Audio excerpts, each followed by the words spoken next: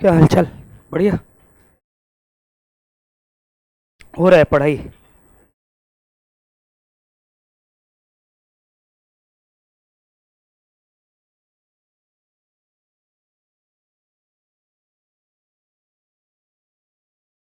किस चीज में? मतलब टाइम कम पड़ रहा है। अच्छा अच्छा है। यहाँ से शुरुआत हो चुका है, मतलब सही डायरेक्शन में।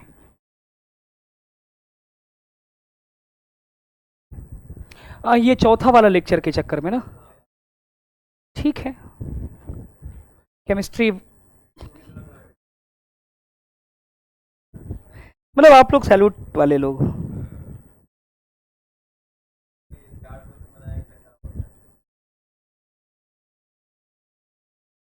ऐसा क्या है मने? ये समझ में नहीं आई ये क्या है।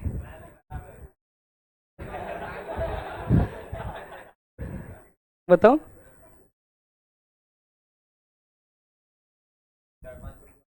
मतलब ये अच्छी बात है खराब बात है? अच्छा। अरे उसके हिसाब से मैं पूछ रहा हूँ, आप लोग क्यों अपना मत दे रहे हो? ओके। नंबर बढ़ाने का तरीका पता है सबसे बढ़िया क्या होता है? वही जो मैं डे वन से आप लोगों को बता रहा हूँ। नंबर बढ़ाने का तभी हो पाएगा, बढ़ेगा नंबर कब टेस्ट में, या फिर एफिशिएंसी कब बढ़ेगी। टाइम तो फिक्स है। कोई 24 घंटा के बाद 24 घंटा 1 मिनट करने वाला पैदा नहीं हुआ है क्या कोई? है ना, होगा रियल वर्ल्ड में। मान लीजिए भगवान ही हो जाए तो फिर अलग बात है, अन्यथा होना बड़ा टफ है। तो फिर 24 घंटे को कैसे प्रॉपरली यूटिलाइज किया जाए, यही हमारे हाथ में है। हम कभी भी अपने प्रॉफिट को मैक्सिमाइज नहीं कर सकते हैं। जैसे कभी थोड़ा बड़ा हो गया अभी आप, तो आप मान लीजिए मार्केट शेयर मार्केट वगैरह में कभी आप इन्वेस्ट करोगे, तो शेयर मार्केट में ना वही आदमी सक्सेसफुल होता है, पैसा वही बनाता है जो अपने लॉसेस को कंट्रोल करना जानता है। प्रॉफिट का कोई मैक्सिमम नहीं है, वहां ग्रीड आता है, लालच आता है। मान लीजिए कोई शेयर आपने खरीदा 10 रुपए में, 12 रुपया हो गया उसका दाम, 13 रुपया हो गया, 14 रुपया हो गया, खट खट खट खट होता है। मान लीजिए बढ़ रहा है। अब आपका ग्रिड कहेगा अरे साला का पता 20 हो जाएगा तब निकलेंगे। 20 भी हो गया तब कहेगा लॉ बढ़ रहा है, लेट्स बी देयर। बात समझ में आ रहा है क्या? That is grid. तो प्रॉफिट मैक्सिमाइज नहीं हो सकता है।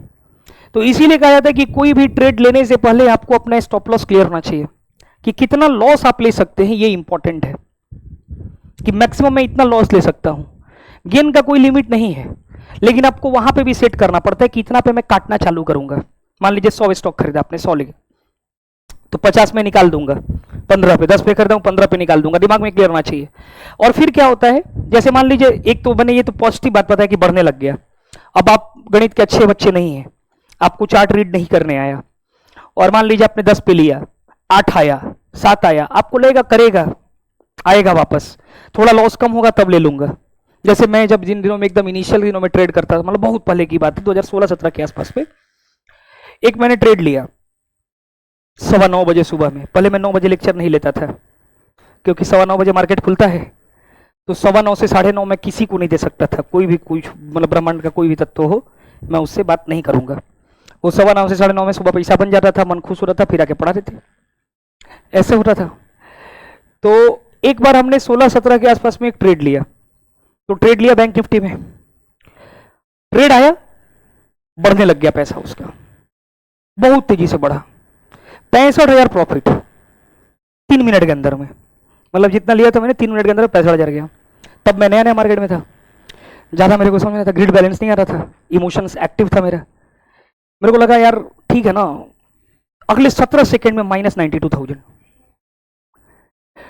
हक बका एकदम पूरा, लगा कि अब सला दुनिया है ही नहीं। ठीक है, तो फिर मैं यही मनाता रहा। शाम के 3:15 बज गया, और वो 80,000 90,000 80,000 90,000 के बीच में लॉस घूमता रहा। मैं ये सोच रहा था कि चलो 65,000 नुकसान भी होगा तब भी निकाल लूंगा। फिर मैंने वो ट्रेड आगे बढ़ा दिया, मतलब मैंने चेकअप, मतलब उसको सोल्ड ही नहीं किया। अगले दिन आया, वो ₹1,00,000 से ऊपर माइनस में था, मार्केट खुला तभी। बात समझ में आ रहा है क्या? फिर मैंने ऐसे ले लिया, लगभग वो कैपिटल जीरो हो गया तब, मतलब जितना लगाया था वो कैपिटल लगभग जीरो हो गया तब। लेकिन उस ट्रेड से मैंने सीखा जिंदगी में सेंटिमेंट्स का मतलब। जब आप लॉस लेते हैं जीवन में, तब आपको गेन चालू होता है। सीखते ही आप तब है जब आप गलती करते हैं। गलती नहीं हो रहा है मतलब आपका सीखने का स्कोप नहीं है। बड़ी बातें बता रहा हूं, आपको लगेगा मैं मार्केट बता रहा हूं, मार्केट नहीं बता रहा मैं आपको सेंटिमेंट और इमोशन का गेम बता रहा हूं। सबसे ज्यादा हम लोगों का सेंटिमेंट तभी तबाह होता है जब हम पैसा का खेल आता है। अभी आपके लिए नहीं, अभी आपके लिए समय है वो खेल, आपका समय ही आपका पैसा है। क्योंकि आज आप जो समय राइट डायरेक्शन में इन्वेस्ट कीजिएगा वो डायरेक्टली प्रोपोर्शनल आपके पैसा के।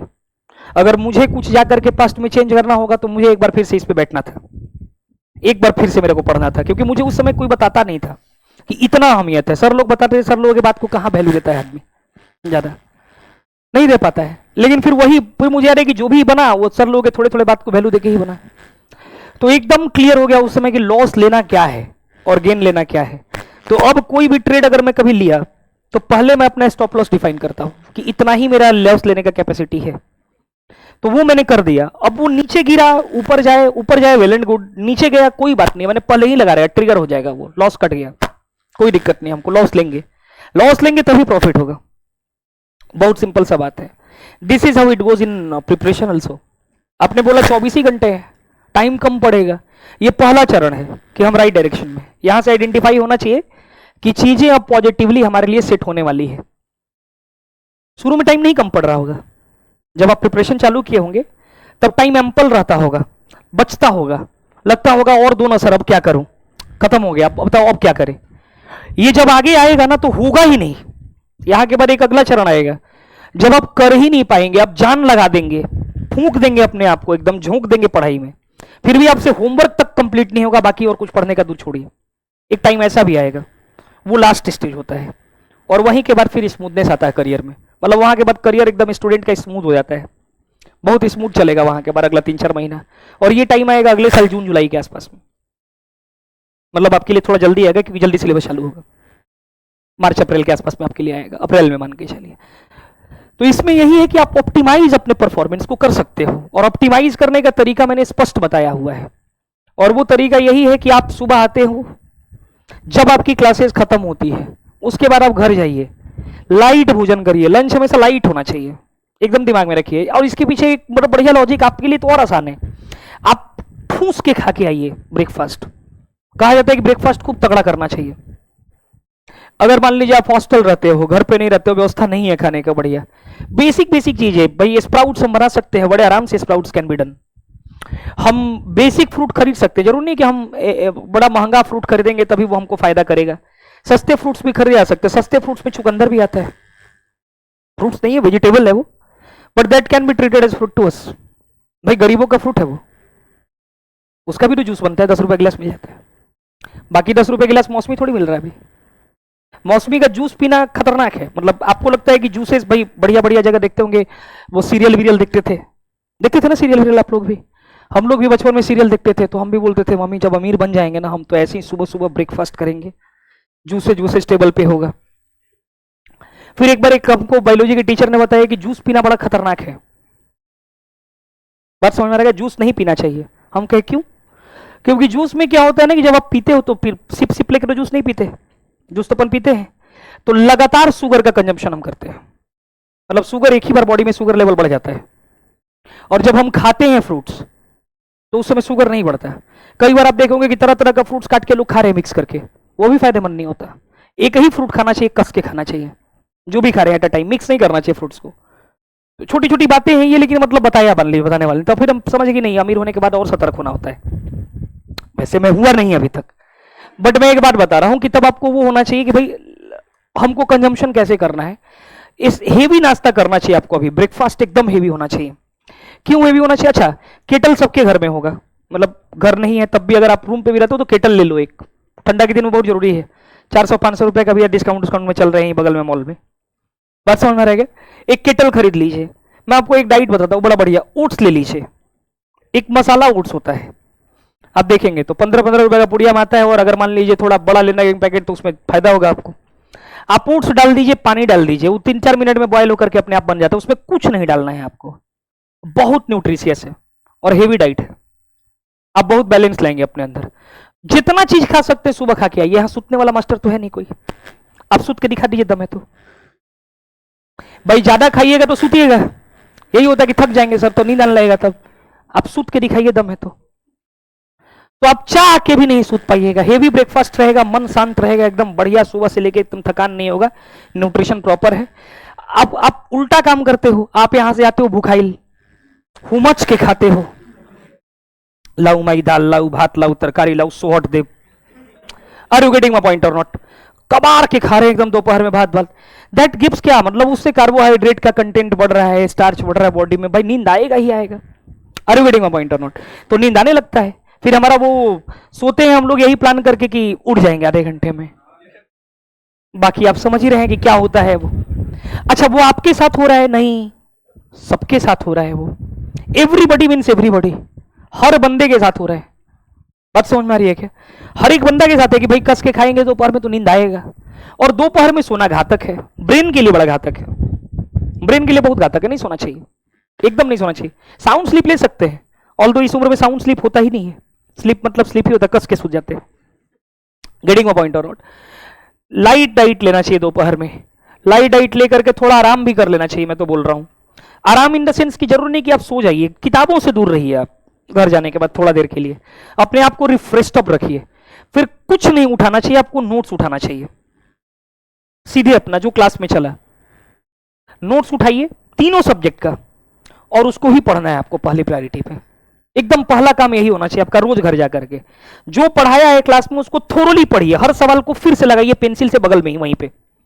अगर आपको ज्यादा गंदा लगता है तो डिलीट मार दीजिए, उसको रब कर दीजिए, लेकिन ये काम पहला करना चाहिए। और 1.5 घंटे ही अपॉइंट करना चाहिए इसके लिए टाइम, क्योंकि 1.5 3 साढ़े 4 का आपने लेक्चर लिया है, तो अगर आपने इतने देर का लेक्चर लिया तो उसको आपको रिवाइज करने में 1.5 घंटे में तीनों को कर लेना रिवाइज, ऐसे दिमाग में रखना है। थोड़ा ज्यादा लगेगा शुरू में, चलेगा, कोई दिक्कत नहीं है, but that should be completed before 6:30 PM।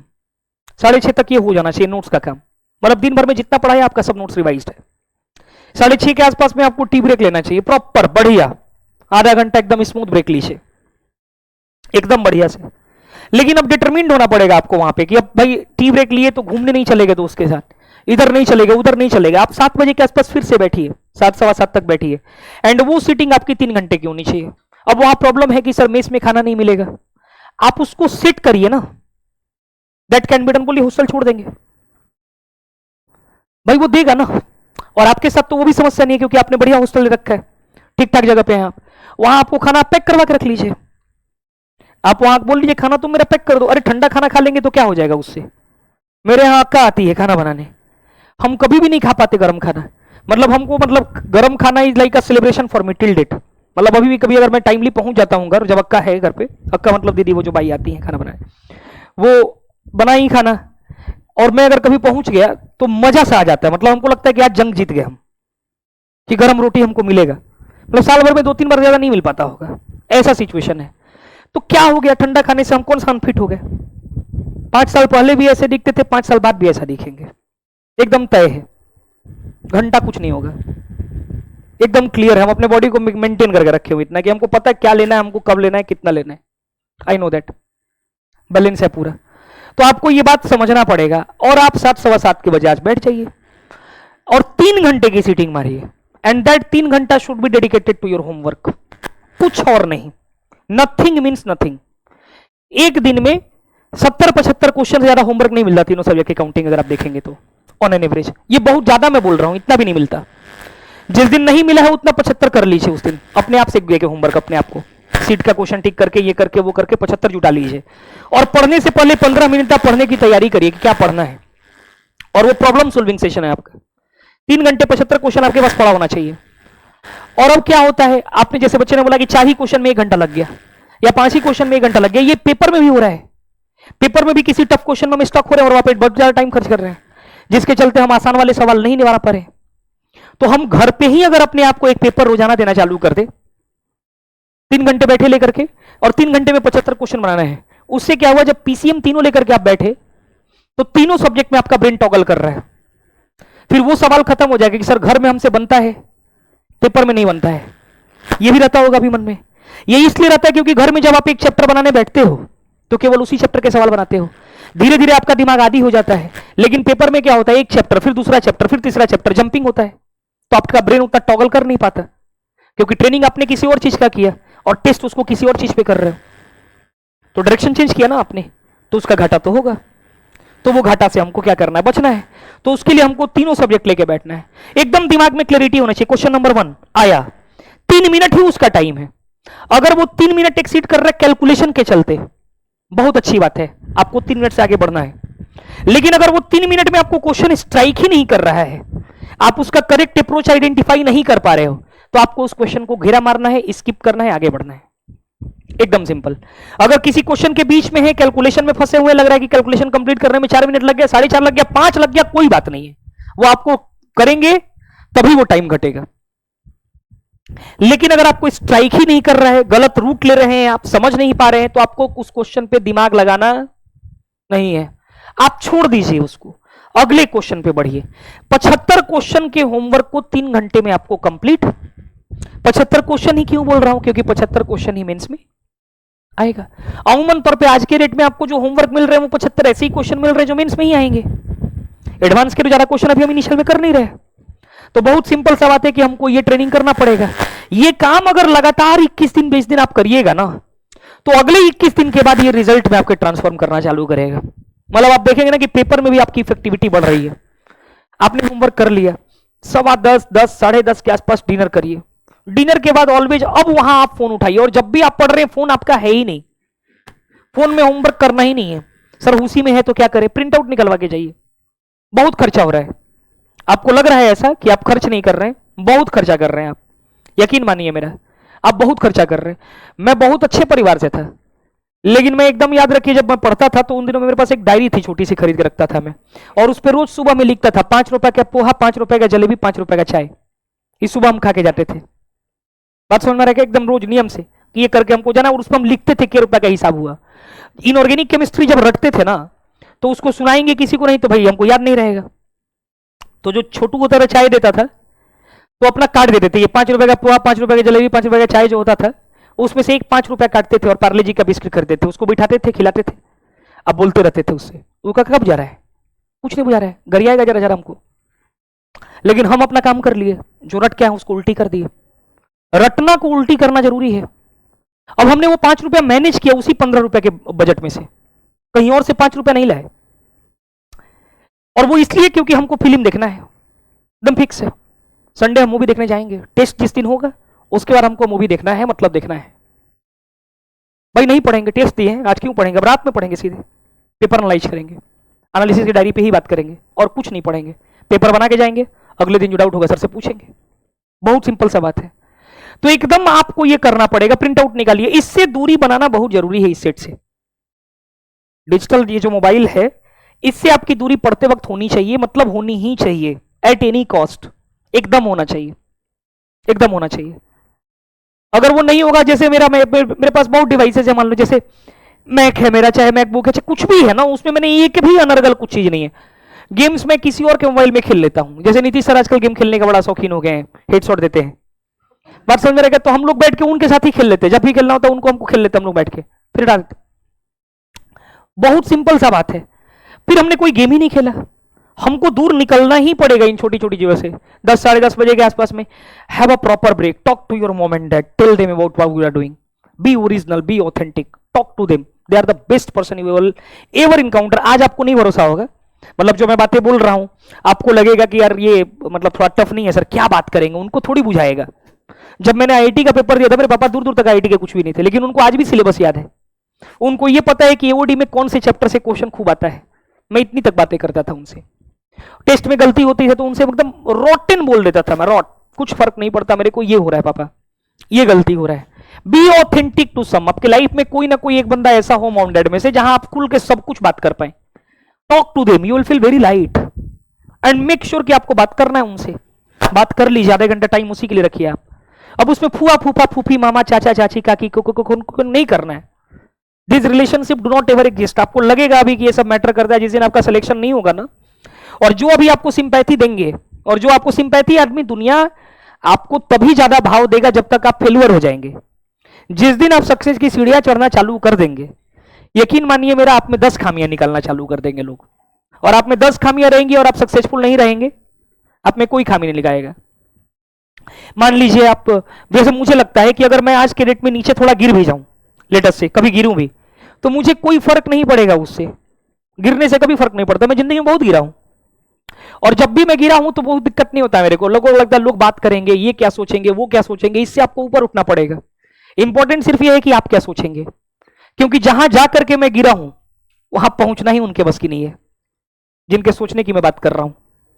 Are you getting my point और नॉट? तो उस मुकाम पे जाके गिरना है हमको, और उससे फर्क नहीं पड़ना चाहिए, क्योंकि वहीं पे सैचुरेशन है। आप गिरेंगे और दोबारा पीछे मुड़ करके देख लिए तो फिर कभी आप आगे बढ़ नहीं पाएंगे। लेकिन दोबारा गिरे और दोबारा फिर चलना चालू कर दिए ना, फिर जहां आपको रुकने वाला कोई पैदा नहीं होगा। तो this is how it goes. रात में बैठे 11 बजे के आसपास में, फिर उठाइए अपना केमिस्ट्री, एनसीईआरटी बुक उठाइए, एनसीईआरटी के नोट्स उठाइए, जो उठाना है उठाइए, और फिर पढ़ डालिए, और सोने वाले अंदाज में। बात समझ में आ रही है? एकदम सोने वाले अंदाज में पढ़िए कि भाई अब हमको नींद चाहिए। गेटिंग माय पॉइंट और नॉट? नींद वाले अंदाज में पढ़िए आप प्रॉपर नींद में जाना है अब आपको, आधे घंटे 45 मिनट। और सुबह उठते के साथ आपको सबसे पहला काम, और जब 12 बजे तक सो रहे हो आप तो 5 बजे के आसपास जगो। 5 घंटा बहुत होता है, मेरे बात मानिए। 2009 के बाद मैं 4-5 घंटे ज्यादा कभी सोया ही नहीं होऊंगा यार, बहुत ज्यादा बोल रहा हूँ। 4-5 घंटे तो मैं क्या बोलूं। और लोग कहते हैं नहीं सोइएगा 6 घंटे तो आप तबीयत खराब हो जाएगा। घंटा होगा, फिर कुछ नहीं होगा। एक ही जिंदगी है, किसी और के हिसाब से क्यों जिए? सब कुछ अपने मन से करेंगे, सब कुछ अपने मन का करेंगे। कोई और डिसीजन मेकर है ही नहीं, बनाइए ही मत। कोई और बताने वाला ही नहीं चाहिए हमको। हम जिएंगे एक ही जिंदगी, साला मरेंगे तो अकेले मरेंगे। पैदा हुए तो अकेले पैदा हुए थे, बगलियां वाली आंटी थोड़ी पैदा हुई थी। क्यों हमारा डिसाइड करेंगे फॉर्चून और फेट? या फलाना थोड़ी डिसाइड करेंगे मेरा फेट और फॉर्चून। आप जिस दिन अपने आप को अकेले करके सोचना चालू कर देंगे ना, तो समझिए कि जो अकेला है आज, कल साम्राज्य होगा उसका। और आज जिसका साम्राज्य है, कल वो अकेला होगा, एकदम तय है। तो आपको स्टूडेंट लाइफ में कुछ सेक्रीफाइसेस करने हैं। आप सोने के अंदाज में पढ़िए, सुबह 5 बजे उठिए और सबसे पहला विषय वही उठाइए जो आप पढ़ के सोए थे। कौन? केमिस्ट्री। फिर पढ़िए उसी को, क्योंकि रात भर आपके सपना में कुछ चलेगा तो आखिरी के दिनों का इवेंट ही चलेगा, जो आखिरी टाइम पे आप पढ़ रहे होते हैं। सुबह उठिएगा ना तो आपको लगेगा रे साला, आप रीडिंग मारिए जी। आपको ये नहीं रटना नहीं है कि रट रहे हैं, रटिए मत, पढ़िए बस। पढ़ के सो जाइए, रात भर दिमाग में वही प्रोसेस हो रहा होगा।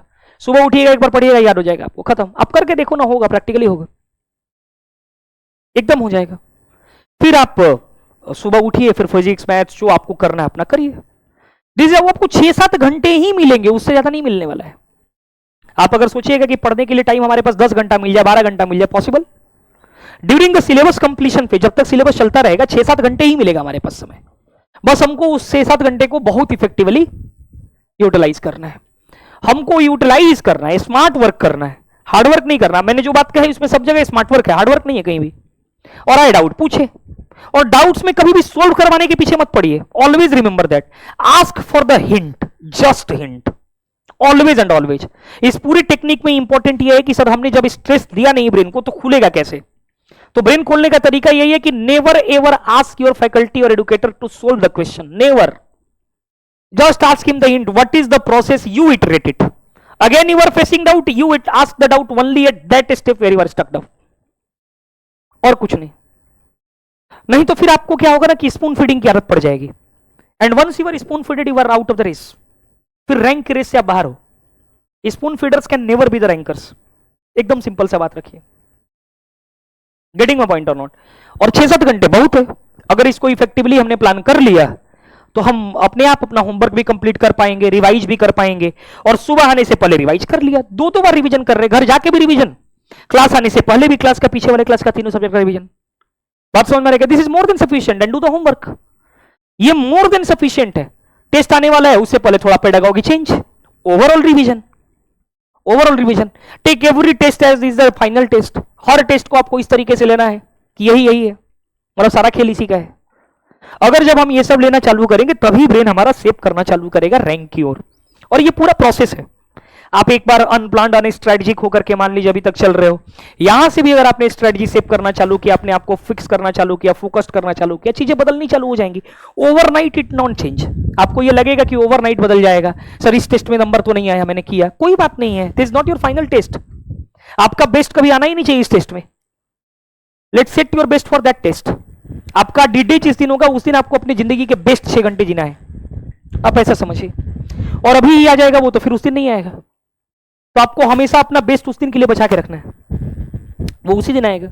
बस उस डायरेक्शन में आप बढ़ते रहिए कि लिटरली कुछ कंट्रीब्यूशन आए। अगर वो आना ही होगा, धीरे धीरे आएगा ही।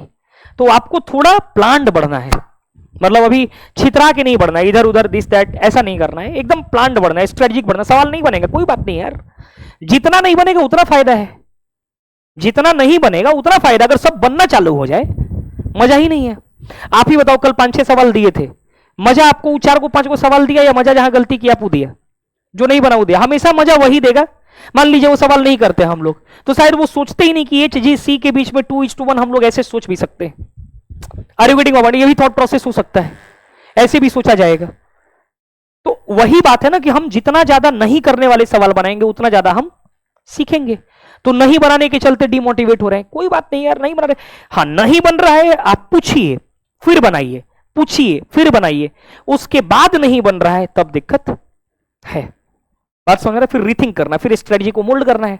लेकिन पहले ही हमने सोचना चालू कर दिया, अनर्गल सोच रहे हैं कि हमसे तो बनता ही नहीं, हमसे तो होता ही नहीं है। तुम तोप नहीं थे, ये बात दिमाग से निकाल लो। अपने दिमाग को क्यों समझ रहे हो कि तुम तोप हो? नहीं हो।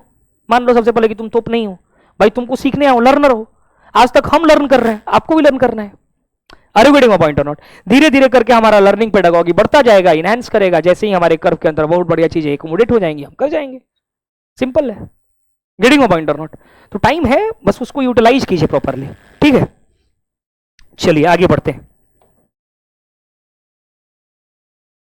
General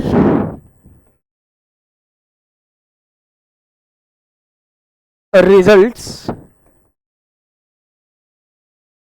for conics. ध्यान से देखिएगा, ये सारे कोनिक्स में हम यूज करेंगे। कहां पे बेटू? हाँ, सारे कोनिक में यूज करेंगे ना। 1 मिनट के लिए।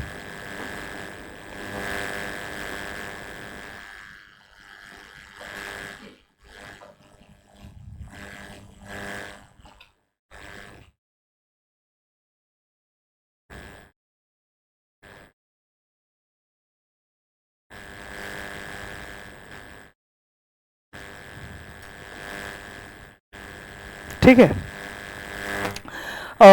मतलब सर्कल में भी ये रिजल्ट होल्ड करेंगे, पैराबोला में भी, इलिप्स में भी और हाइपरबोला में भी। ध्यान से देख लो। सबसे पहले ना, एकदम पहले तो क्या होगा कि कोई भी कोनिक कर्व दिखेगा, any conic curve, any conic curve, तो उसको हम लोग रिप्रेजेंट करेंगे किससे?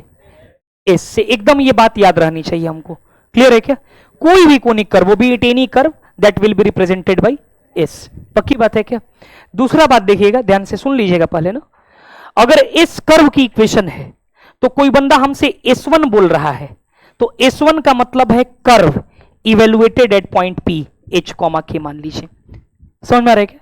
कोई भी पॉइंट पे उठा करके मैंने कर्व के अंदर डाल दिया, तो जो वैल्यू हमको ऑब्टेन होगी उसी को हम लोग क्या बोलेंगे? S1 बोलेंगे। डन रहेगा क्या? कोई दिक्कत किसी बच्चे को? इसके बाद अगला आ जाएगा हमारे पास कि अगर मान लीजिए कोई भी कर्व है, कोई भी कर्व है, कोई भी कोनिक कर्व है, और उसके ऊपर मुझे क्या करना है कि टेंजेंट डालना है। मान लीजिए ये P पॉइंट है, H, K। समझ में आ रहा है क्या? और मुझे ये टेंजेंट है, ये क्या है? टेंजेंट। तो इक्वेशन ऑफ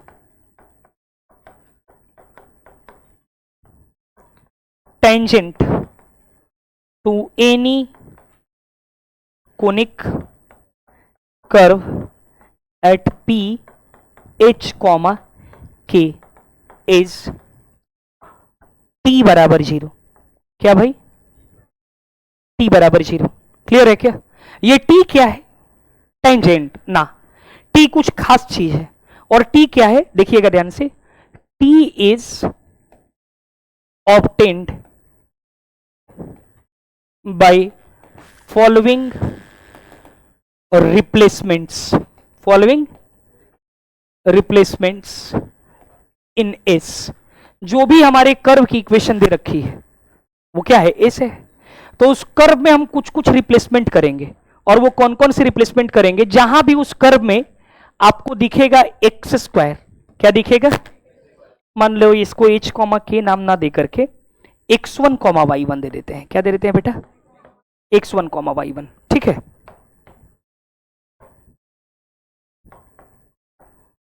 x1 कॉमा, तो क्या होगा, एक्स स्क्वायर को ना हमको रिप्लेस करना है एक्स x1 से, किससे, वाई स्क्वायर को रिप्लेस करना है वाई y1 से, xy को रिप्लेस करना है x y1 plus y x1 divided by 2 से। क्लियर है क्या? जो x है उसको रिप्लेस करना है x प्लस x1 बाई 2 से, जो y है उसको रिप्लेस करना है y प्लस y1 बाई 2 से, और जो c है उसको रिप्लेस करना है c से। समझ में आ रहा है क्या? c ही रहने देना है, रिप्लेस नहीं कर रहा हूं, उसमें c ही रहने देना है। डन रहेगा क्या? जब ये रिप्लेसमेंट हम किसी कर्व के इक्वेशन में कर देंगे तो मुझे क्या मिल जाएगा, t मिल जाएगा। चमका या नहीं चमका? तो t बराबर 0 आ जाएगा। कोई दिक्कत? जैसे मान लीजिए कि जैसे एग्जांपल के लिए हम यहां पे लिख रहते हैं कि find the equation of tangent to curve x square plus y square बराबर 4 एट 3,2। मान लो ऐसे ले लिए, 3,2 सेटिस्फाई कर रहा है इसको, 9 प्लस 4 नहीं, क्या सेटिस्फाई कर रहा है बताओ, 0,2 मान लो, एट 0,2 बोल दिए। डन रहेगा क्या? अब हम बड़े आराम से इसको लिख सकते हैं, देखो कैसे। सबसे पहले कर्व क्या है, देखो एक्स स्क्वायर प्लस, ठीक है, तो टेंजेंट के लिए लिखेंगे एक्स स्क्वायर को एक्स x1, वाई स्क्वायर को बराबर, अब x1 y1 है क्या, 0,2, अरे बोलो हाँ या ना, तो क्या आ जाएगा, x इंटू वाई इंटू बराबर 4। समझे क्या? तो यहां से y बराबर कितना आ जाएगा, 2। यही टेंजेंट है। चमका या नहीं चमका? और वो बड़े आराम से तुम देख भी सकते हो यहां पे कि जैसे x square plus y square बराबर 4, यही सर्कल होगा, ये 0 0 बोलिएगा, और ये पॉइंट है क्या मेरा 2,0, क्योंकि रेडियस कितनी है 2, बोलिएगा। अब 2,0 पे 0,2 ये है, 0,2 ये है, अरे है या नहीं है? अब 0,2 पे टेंजेंट लिखना था, तो टेंजेंट तो यही है ना। अब इस लाइन की इक्वेशन क्या है, y बराबर 2। दिख रहा है नहीं दिख रहा है? तो बड़े आराम से ऐसे ही करना है। समझ में आया नहीं आया? एकदम क्लियर है? t बराबर 0 लिखना कैसे लिखना है, अभी क्वेश्चन और कराएंगे। ठीक है यहां तक? बोलिए। नेक्स्ट आएगा equation of pair of tangents drawn from px1, y1 to the curve s। मान लो कोई कोनिक कर्व है s, ठीक है, और एक पॉइंट है p पॉइंट है x1, y1। यहां से हमने टेंजेंट्स ड्रॉ कर दिए, ठीक है भाई? सुन रहे हो कि नहीं सुन रहे हो? ये पेयर ऑफ टेंजेंट्स ड्रॉ कर दिए, ठीक है, क्लियर है ना? अब जो पेयर ऑफ टेंजेंट्स हमने ड्रॉ किए t1 t2, अगर इसकी ज्वाइंट इक्वेशन लिखनी है, क्या लिखनी है? तो ज्वाइंट इक्वेशन ऐसे आएगा, टी स्क्वायर बराबर एस एस वन। क्या आएगा? टी स्क्वायर बराबर S S one. S one क्या है? पॉइंट को कर्व में उठा कर डाल देने पे मिलेगा। एस क्या है? कर्व की इक्वेशन। टी क्या है? रिप्लेसमेंट के बाद। समझ में आया नहीं आया? Then comes is equation of chord of contact with respect to p x1, y1। मान लो ये कोनिक कर्व है, एक पॉइंट p है, डन रहेगा क्या? उससे मैंने पेयर ऑफ टेंजेंट डाला। क्या डाला बॉस? Pair of tangent. तो ये मान लो a पॉइंट था और ये मान लो, तो AB को जब ज्वाइन करूंगा तो यही कौन है? कॉर्ड ऑफ कॉन्टेक्ट है या नहीं है? कॉर्ड ऑफ कॉन्टेक्ट है ना। ये पॉइंट क्या है? P x1, तो कॉर्ड ऑफ कॉन्टेक्ट किसके लिए? P पॉइंट के लिए। मतलब P पॉइंट से डाला कि टेंजेंट्स के पॉइंट ऑफ टेंजेंसीज को ज्वाइन करने वाली रेखा है ना ये। तो हम क्या लिखेंगे? Equation of chord of contact T बराबर 0। क्या लिखेंगे? With respect to P x1, मतलब कर्व की इक्वेशन जो दे रखी होगी, बोलिएगा, उसमें रिप्लेसमेंट्स करेंगे किसके रिस्पेक्ट में? P के रिस्पेक्ट में। डन रहेगा क्या? यहां भी T बराबर 0 कहीं लिखे थे ना, T बराबर 0, विद रेस्पेक्ट टू, ठीक है ना, समझ में आ रहा है ना। तो ये चीज कोई दिक्कत। एक और बात आता है, इक्वेशन ऑफ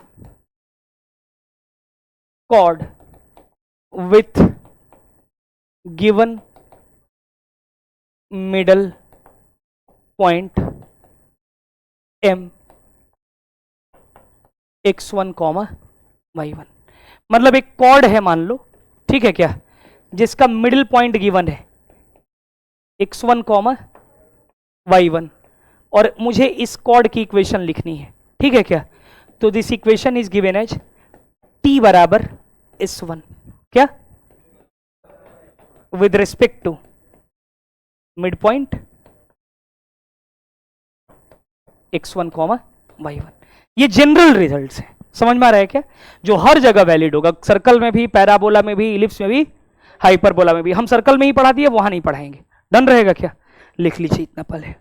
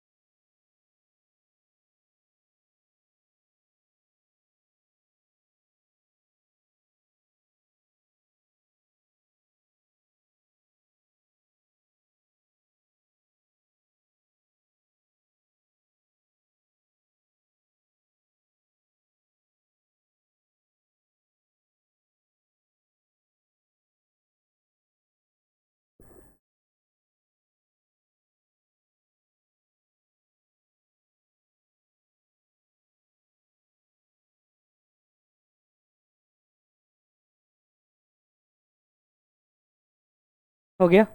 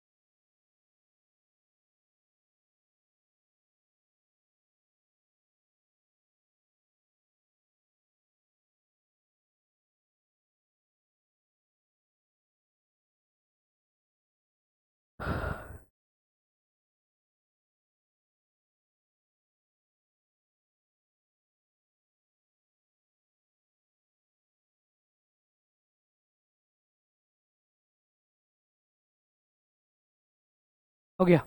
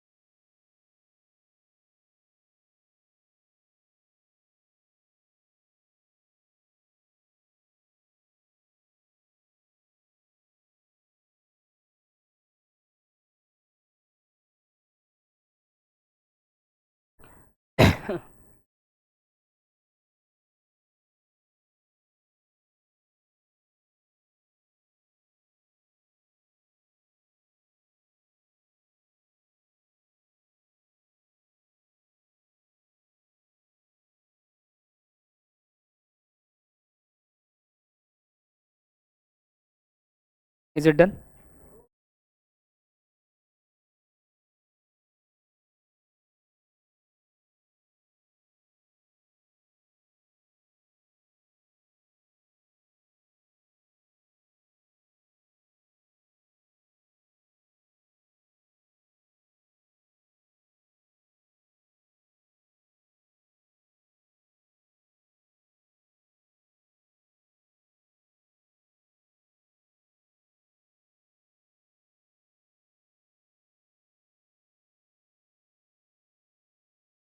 बढ़े?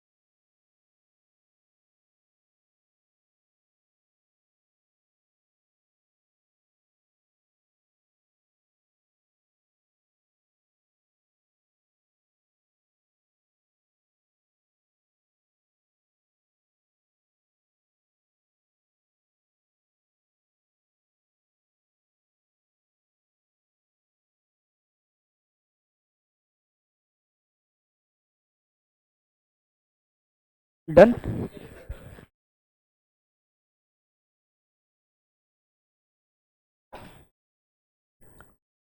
नेक्स्ट पढ़ रहे टेंजेंट एंड नॉर्मल।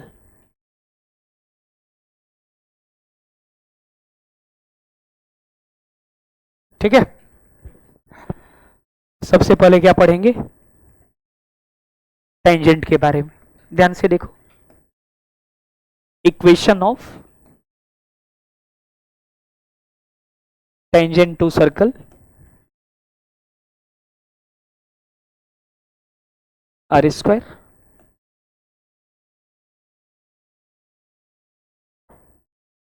एट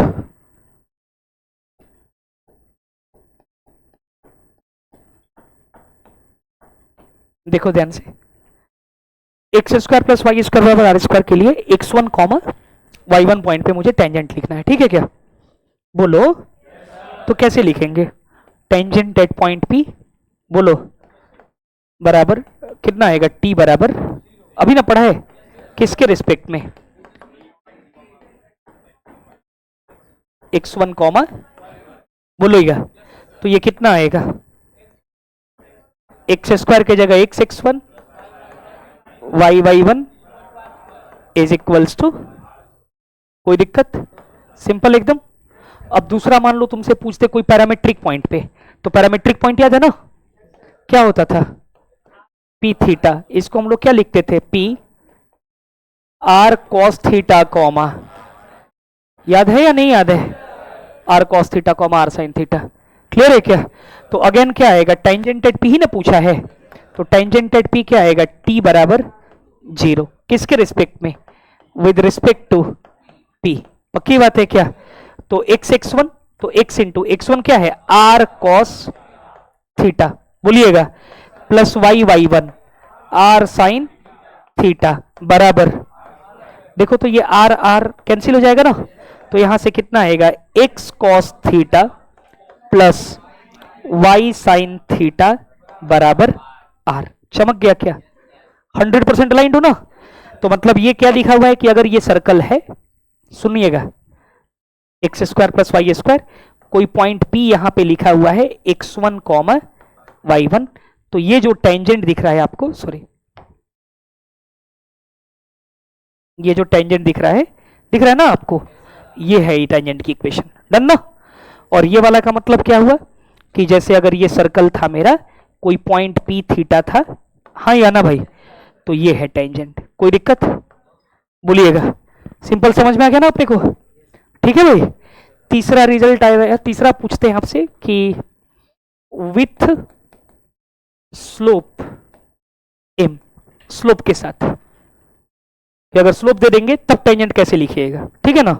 तो हम क्या लिखेंगे भाई, अभी टेंजेंट का इक्वेशन हम लिखे ना, x cos theta plus y sine theta बराबर आर, हाँ या ना? ये इक्वेशन था। थोड़ा इसको अरेंज करते हैं, तो वाई साइन थीटा बराबर minus x cos theta plus r, बोलिएगा। यहां से हमारे पास आएगा y बराबर माइनस ऑफ कॉट थीटा, बोलना, times of x plus r by sine theta, हाँ या ना? जो ये माइनस कॉट थीटा दिख रहा है इसी को क्या ले लेते हैं, लेट एम। यही क्या है, एम है। तो ऑब्वियस सा बात हो गया ना कि अगर ये ट्राइंगल है, ये थीटा है, तो ये 1 है, ये एम है, अरे हाँ या ना?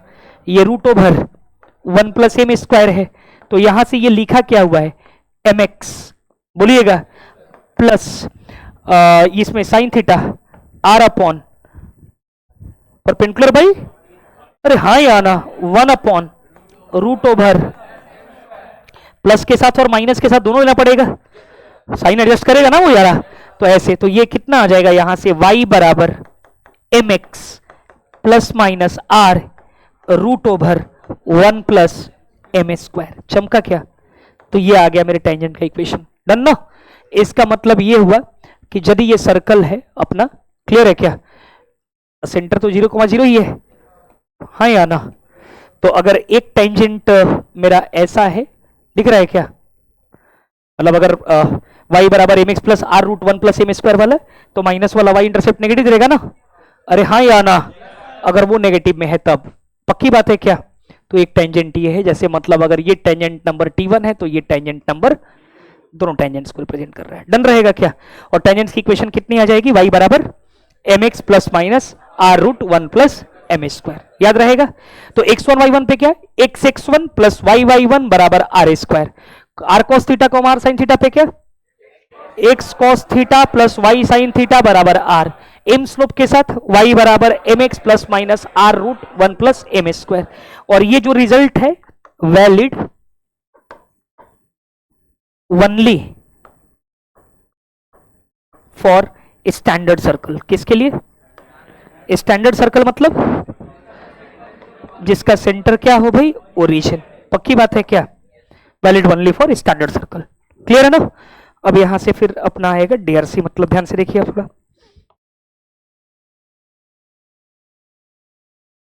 देखिए पहला कि अगर मेरा सर्कल था x square plus y square बराबर आर स्क्वायर, तो हमने टेंजेंट क्या लिखा, y बराबर m x plus minus r root 1 plus m square.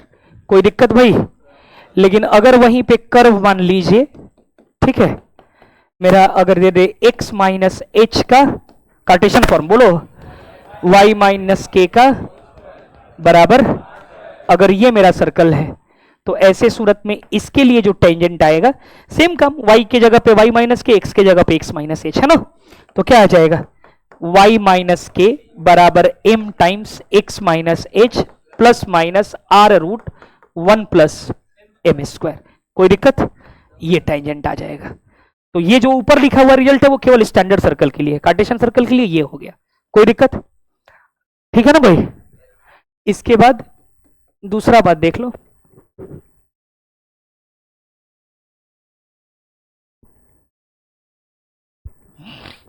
और क्या बात हो सकता है? ठीक है, एक बात ऐसे हो जाए, जैसे मान लो ये सर्कल है ना, ठीक है, सुन रहे हो ना?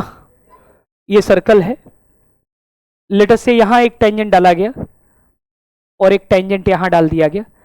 इस पॉइंट को नाम दे देते हैं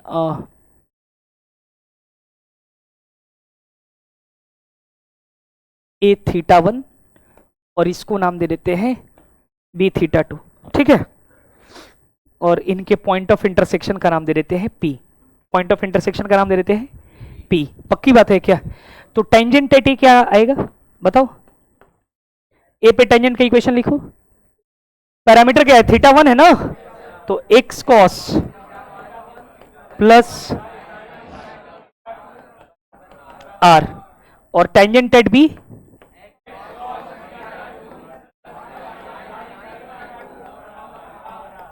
आएगा ना।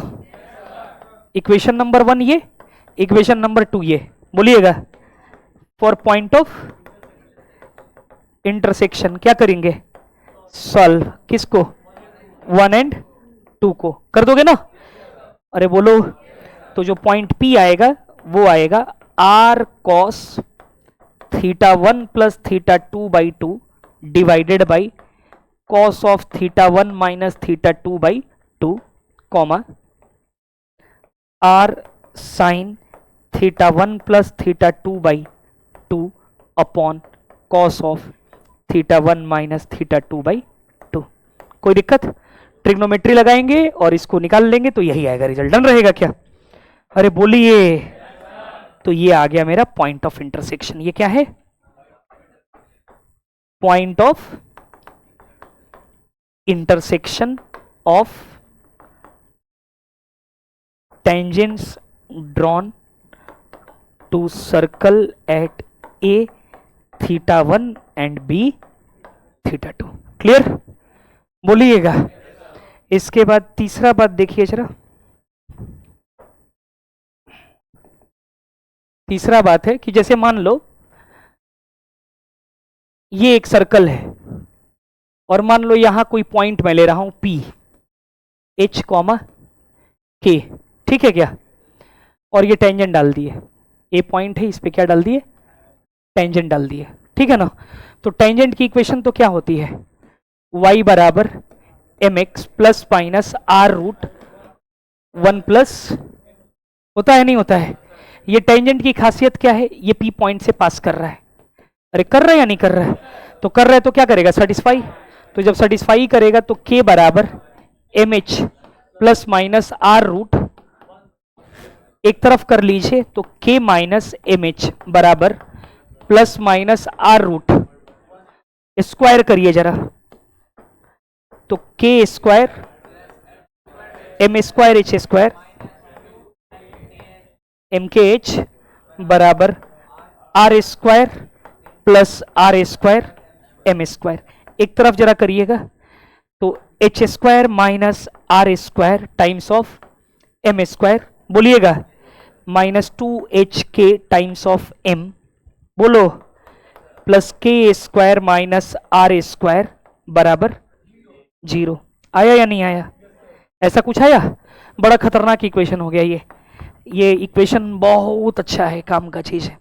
क्या ये क्वाड्रेटिक की नेम है, अगर क्वाड्रेटिक की नेम है मतलब खास है। इसके कितने रूट्स मैक्सिमम, इसका मतलब ये है कि किसी भी एक्सटर्नल पॉइंट से मैक्सिमम 2 ही टेंजेंट ड्रॉ किया जा सकता है सर्कल पे, हमने प्रूव कर दिया। कोई बंदा अगर हमसे बोले कि prove that maximum 2 tangents can be drawn from any external point to a circle, we have proved it. अरे हाँ या ना, it concludes that it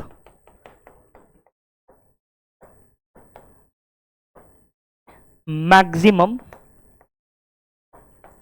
2 tangents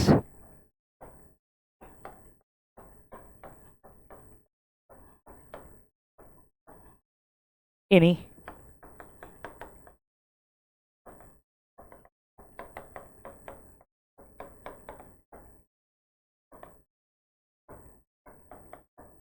to a given। अब तरह तरह का बात कर जाएगा कि अगर परपेंडिकुलर टेंजेंट्स, अगर तो टेंजेंट्स परपेंडिकुलर है, इसका मतलब m1 इंटू m2 की वैल्यू कितनी होगी, -1। तो -1 मतलब k square minus r square upon h square minus r square, बोलिएगा, यही होगा ना, m1 इंटू m2 की वैल्यू बराबर -1। बड़ा मजेदार चीज है, ठीक है, देखिएगा यहीं पे लगे हाथ देखेंगे। ये देखिए ये सर्कल है, सुनिएगा, एक टेंजेंट ड्रॉ किए और ये दूसरा टेंजेंट ड्रॉ किया और कह दिए कि ये परपेंडिकुलर है। सुन रहे हैं कि नहीं सुन रहे हैं, परपेंडिकुलर है, कैसे है, ये T1 और T2, तो T1 इज परपेंडिकुलर टू, अगर मैंने T1 का स्लोप लिख दिया m1 और T2 का स्लोप लिख दिया m2, तो इसका मतलब ये होगा कि m1 इंटू बराबर -1। अभी अभी इस इक्वेशन को लिखा है मैंने, एकदम इक्वेशन रटा हुआ होना चाहिए एकदम पूरा। एच स्क्वायर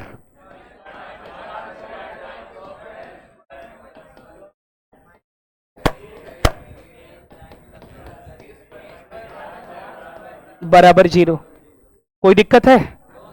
तो यहां से इसी के रूट क्या है, m1 और, तो m1 m2 की वैल्यू कितनी होगी,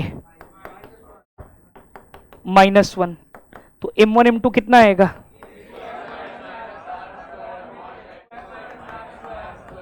माइनस, तो यहां से के स्क्वायर माइनस बराबर आर स्क्वायर,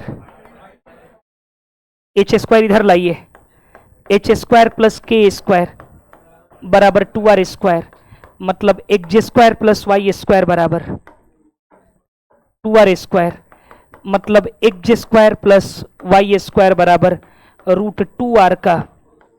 जरा याद करिए, ये इक्वेशन खास है, डायरेक्टर सर्कल। क्या है ये, याद आ रहा है आपको? Director circle, locus of points from which mutually perpendicular। कुछ दिख रहा है आपको अब? हुआ या नहीं हुआ भाई? पक्की बात है ना? मतलब एक ऐसा पॉइंट जहां से परपेंडिकुलर टेंजेंट डाला जाएगा, उसी के लोकस को हम लोग क्या बोलेंगे, डायरेक्टर सर्कल। चमका या नहीं चमका? तो ये क्या आएगा, एक डायरेक्टर सर्कल आएगा, जो क्या होगा, concentric circle with the same circle. चमका या नहीं चमका? इसी सर्कल की ये इक्वेशन लिखी हुई है। सेट है क्या एकदम? यहां से भी वो कॉन्सेप्ट। बोलिएगा, कोई दिक्कत? अरे बोलो, अलाइंड हो आप मेरे से पूरा? यही है टेंजेंट, लिख लो। कहां से लिखना है?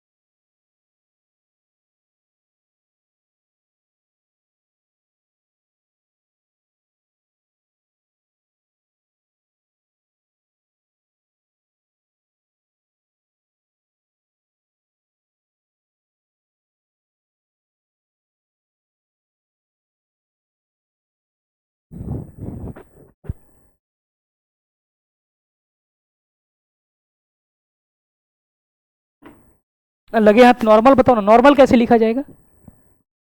नॉर्मल वही बता दो, एक ही बार लिख लेना। नॉर्मल के बारे में बताओ जरा। नॉर्मल देखो तो, ये सर्कल है, ठीक है, मान लो ये पॉइंट P है, तो इस पे टेंजेंट तो ये है कि नहीं? ये P पॉइंट है। नॉर्मल ऐसे ही होगा ना, नॉर्मल क्या होगा, परपेंडिकुलर टू टेंजेंट। और अगर 90 डिग्री बनाएगा तो ये कहां से पास करेगा, सेंटर से। तो नॉर्मल एट P है ये। अब नॉर्मल एट P का इक्वेशन मैं चाहता हूं, कैसे लिखा जाए? अरे नॉर्मल है क्या, लाइन? नॉर्मल क्या है, ऐसे ही दिख रहा है, सी पॉइंट से पास करेगा। सर्कल मालूम है, सेंटर मालूम है, पी पॉइंट दिया ही हुआ है, 2 पॉइंट मालूम है, 2.4 यूज करके नहीं लिख देंगे क्या? तो इक्वेशन ऑफ, इसमें कुछ पढ़ना ही नहीं है ना, equation of normal can be written using 2-point form, using c and. दिमाग में आ रहा होगा कि टेंजेंट पहले लिखे, टेंजेंट का स्लोप मालूम, तो वहां से नॉर्मल का स्लोप मालूम, फिर पी पॉइंट, तो उतना क्यों करें, डायरेक्टली हो जाएगा। यस और नो? डन ना? तो नॉर्मल ऐसे लिख दीजिएगा। सर्कल के केस में नॉर्मल लिखना आसान है।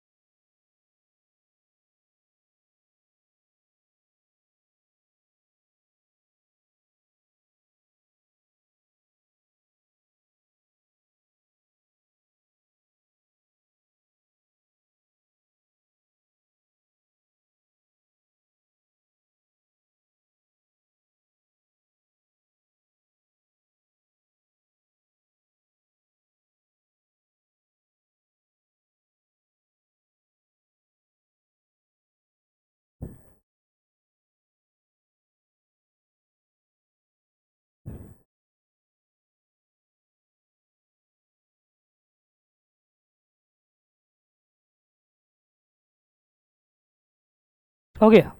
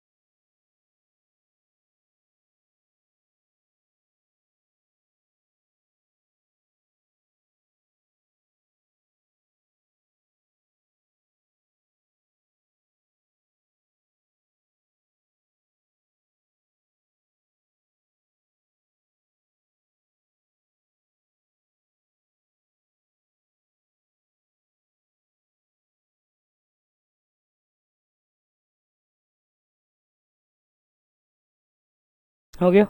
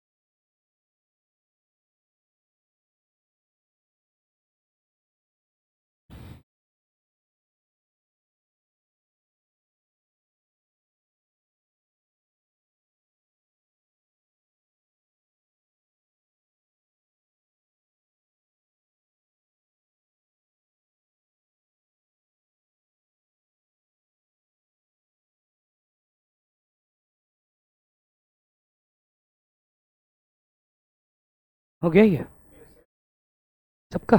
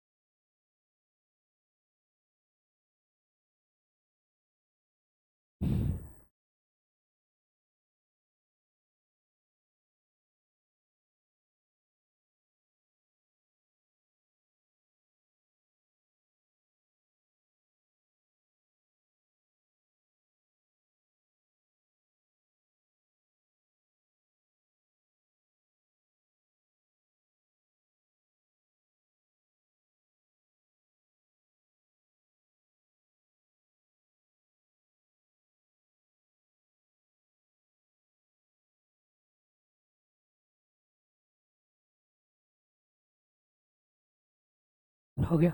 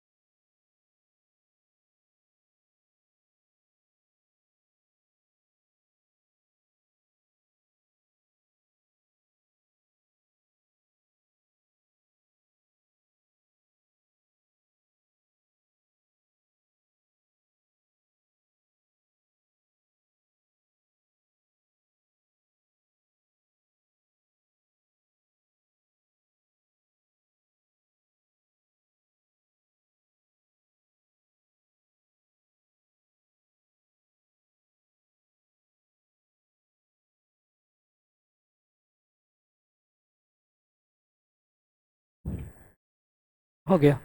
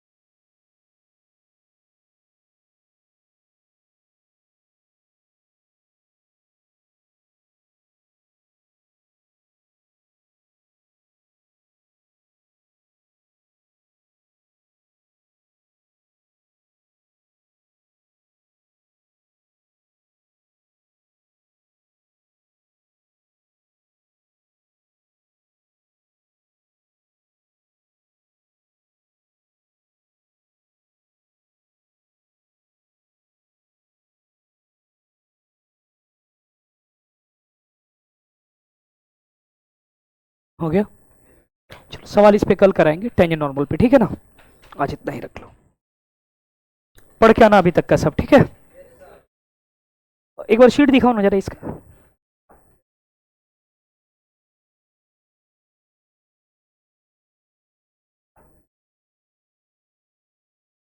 शीट देखें।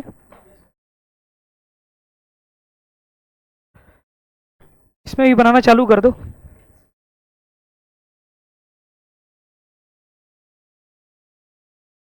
बन रहा है कि नहीं अभी? बड़ा चैप्टर ये थोड़ा। ये बनाओ ना, different forms of a circle. प्रारंभ में क्वेश्चन नंबर 1 से 13 लिखो। 14 15 भी बन जाएगा। 16 to 22 भी अटेम्प्ट कर सकते हो। 16 से 22 भी बन जाएगा, ठीक है। और 23rd से 33 तक भी टाइम दो, थोड़ा मजा आएगा तुमको। क्या? क्वेश्चन नंबर 1 से लेकर के 33 तक प्रारंभ। क्वेश्चन नंबर 1 से 33, 38, 39, 40, 41। अरे 41 तक, क्वेश्चन नंबर 1 से 41, 41 तक प्रारंभ। क्वेश्चन नंबर 1 से 41 ट्राई करो, फिर और पढ़ाएंगे तो और बनेगा, ठीक है। डाउट हो सकता है, अभी कोई दिक्कत नहीं। क्वेश्चन नंबर 1 to 41 एक ट्राई मारिए, ठीक है। चलिए, थैंक यू ना। करेंगे करेंगे, प्रारंभ कर लिए पूरा, ठीक है। प्रवल करते हैं, फिर करते हैं। कल क्लासेस होती हैं क्या आपकी? है क्या कल? किसकी? सबकी है? मेरी भी है। ठीक है, ठीक है।